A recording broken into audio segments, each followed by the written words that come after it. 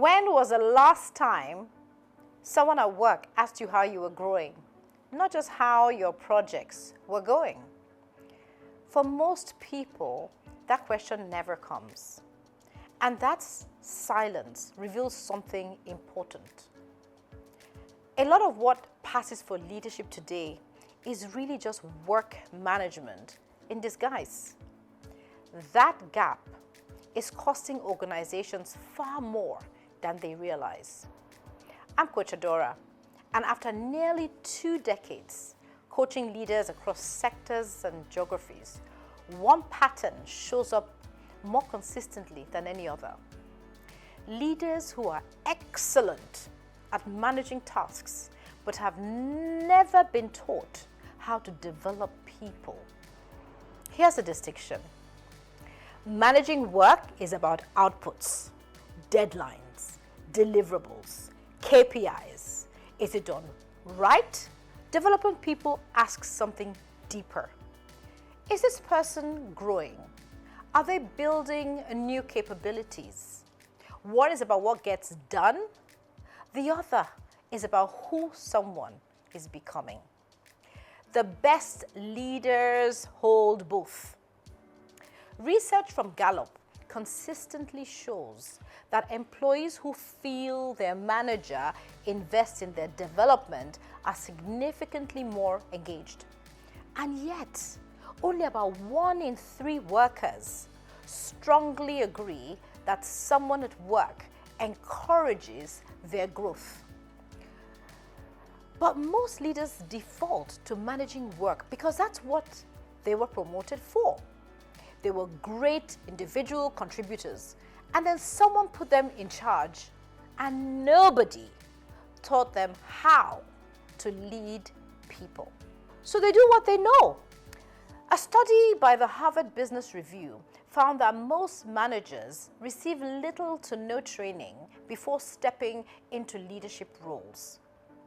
Many for up to 10 years into their careers.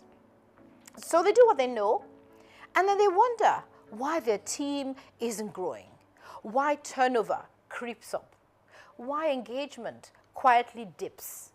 The issue isn't effort, it's orientation. The cost of getting this wrong is significant. According to McKinsey, poor people development is one of the leading drivers of voluntary attrition. And replacing an employee can cost anywhere from 50% to 200% of their annual salary.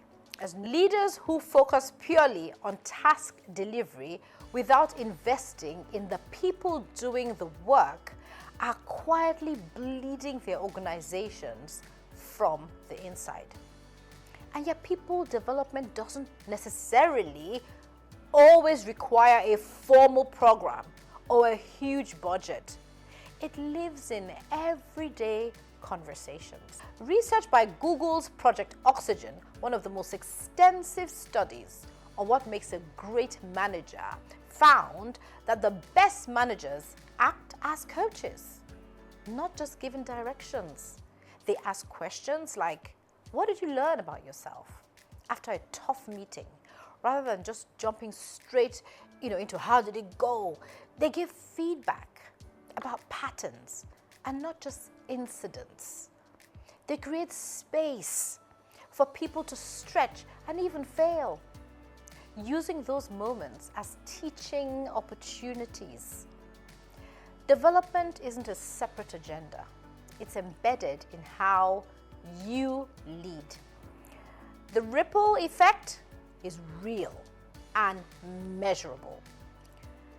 A Deloitte study on human capital trends found that organizations with strong learning and development cultures are 92% more likely to innovate and significantly more likely to retain top talent. When leaders develop people, teams become more self-sufficient. People take initiative, solve problems before they escalate, and grow in confidence. A leader who develops people multiplies their impact because every person they grow becomes a leader in their own right. Managing work has a ceiling. Developing people is exponential. So ask yourself, when you sit with someone, are you thinking about their next delivery or their next level? This week, pick one person on your team and have a conversation with nothing to do with a project or a deadline. Ask what they're working on personally. Ask where they want to be in 2 years. Then really listen. That's conversation. That's leadership.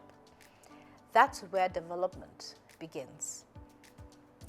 If this resonated, like, share, and subscribe for more every week. Until next time, lead well.